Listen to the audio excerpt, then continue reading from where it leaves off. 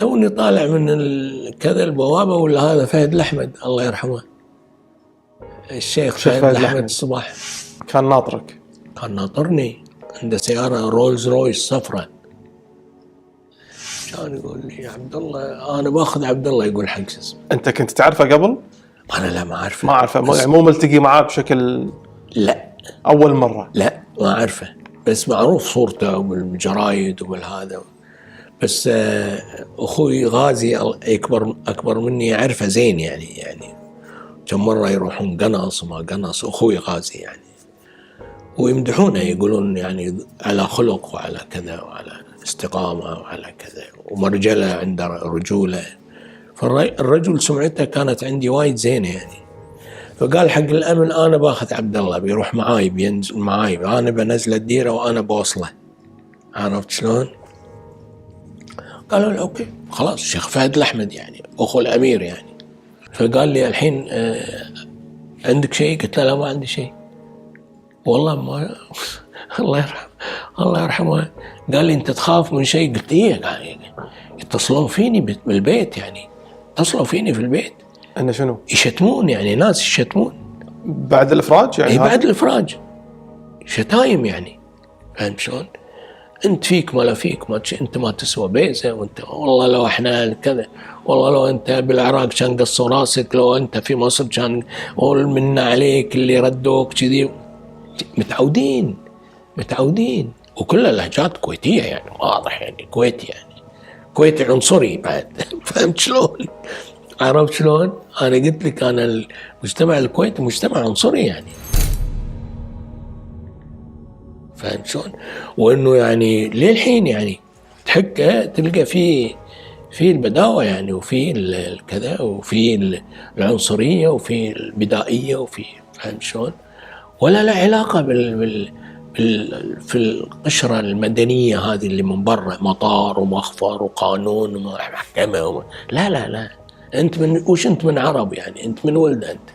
هذا السؤال الرئيسي يعني، مو شنو تأهيلك وين درست وين، على كل حال.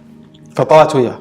طلعت ويا الشيخ فهد؟ طلعت ويا الشيخ فهد، وقال لي أنا اليوم ودي أقديك قبل لا تسافر.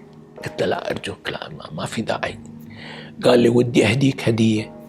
قلت له هدية ما عندي مشكلة يعني، بس ما بي قدا وهذا يعني. قال لا كيفك يعني.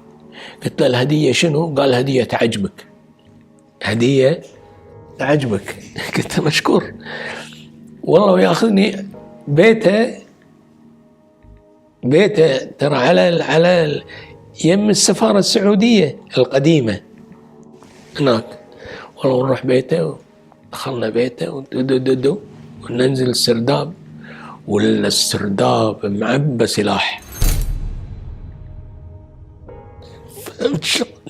السرداب معبى كل أنواع السلاح،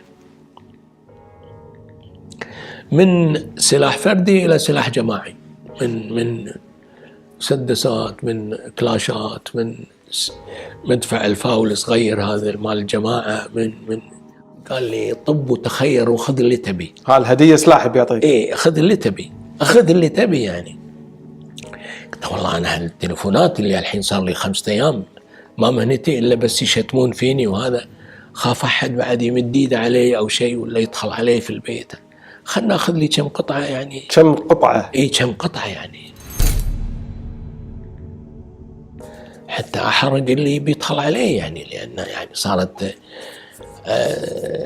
حارت كل من إيده إله، صارت مرة واحدة يعني. إيه يعني فوق الظلم الإداري أو واحد يهددك بعد يعني. خذيت لي كم قطعة من عند الشيخ فهد الأحمد. كم سلاح؟ إيه كم قطعة، ولفيناهم وحطهم لي في جنطة حلوة جلد يعني أصلي يعني، فاهم شلون؟ شيء نظيف شيء مرتب يعني. ولا الرجال عسكري يعني، عرف بالسلاح وعرف بالهذا، وقال لي هذا كذا وهذا كذا وهذا كذا وهذا.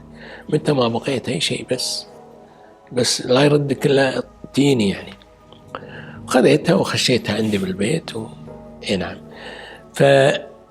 واعتذرت عن الغداء، قلت اسمح لي لأن أنا توني جاي والأهل يعني يلحون علي أقعد عندهم ولا أطلع. إيه وقت كان